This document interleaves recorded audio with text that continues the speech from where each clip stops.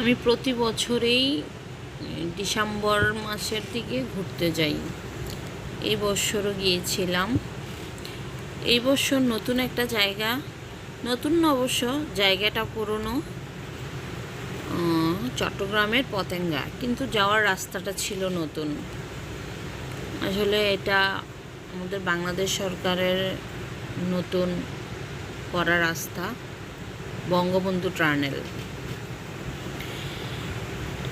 এটা অনেক, যখন আমরা এই রাস্তাটা দিয়ে রওনা দিই, রাস্তাটা আসলে অনেক চওড়া, চারপাশটা অনেক সুন্দর। আসলে আমরা এটা যেতে হয় বাসে বা গাড়িয়ে, যার যার পার্সোনাল গাড়ি দিয়েও যেতে পারে, কিন্তু মোটর সাইকেল দিয়ে যাওয়া যায় না, কারণ এই ভিতরটা একটা গোলাকার, একটা ফাইবের মতন। এখানে এই যে আমরা এখন ঢুকতেছি বঙ্গবন্ধু টানেলের মধ্যে। এখন দেখবেন আমরা, এটা পানির নিচে দিয়ে রাস্তাটা করা। এই যে এখনও আকাশ দেখা যাচ্ছে, কিন্তু একটু পরেই আর আকাশও দেখা যাবে না। মনে হবে যেন আমরা কোনো জগতে ঢুকে গেছি। এই যে আমরা ঢুকে গেলাম, এখানে থেকে আমরা আকাশ বাতাস কিছুই দেখব না, শুধু দেখবো একটা গোলাকার বৃত্তর মধ্যে দিয়ে যাচ্ছি, কিন্তু চারপাশটা অনেক সুন্দর আলোকিত।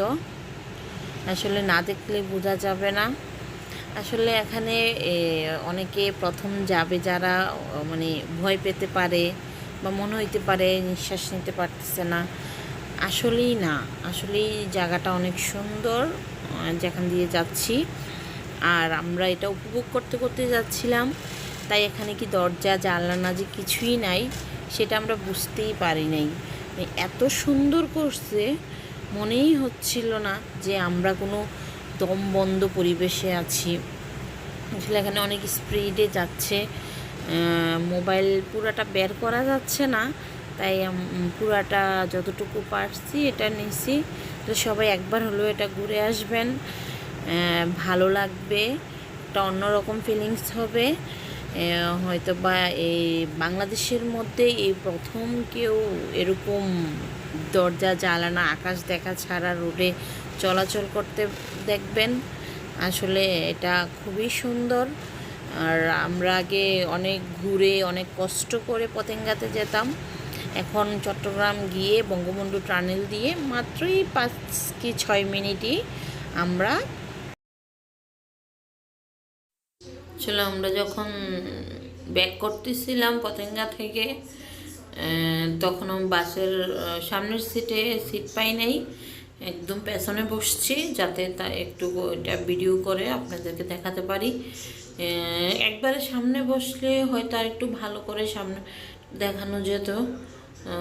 আসলে যেমন দেখতেছেন দুপাশে ঠিক তেমনই, এক পাশ দিয়ে গাড়ি যায়, আবার এই যে মাঝখানে একটা ওয়াল দেখতেছেন, এটার ওপাশ দিয়ে আবার ওইদিকে গাড়ি যাচ্ছে। আসলে একদিক দিয়ে যায় গাড়ি, আরেক দিক দিয়ে আসে। আসলে না দেখলে বোঝা যায় না জিনিসটা। তারপর আপনাদেরকে একটু পরিচিত করানোর চেষ্টা করছি যে বঙ্গবন্ধু টানেলটা আসলে কি। আসলে এটা পানির নিচ দিয়ে করা। আমরা 5 যেমন দেখি, এটা ঠিক 5-এরই মতো, কিন্তু এটা তো আর 5 না, এটা আকৃতিটা ওই রকম, কিন্তু এটা অনেক উন্নত মানের ম্যাটেরিয়াল দিয়ে এই জিনিসগুলো করা। তাই এই জিনিসগুলা চকচক করে, দেখতেও যেমন সুন্দর, আর অনেক স্মুথলি গাড়িগুলো যাচ্ছে। আসলে এখানে গাড়ি থামানোও যায় না, আবার গাড়ি অনেক স্পিডও নেওয়া যায় না, তাই অনেক স্মুথলি যেতে হচ্ছে।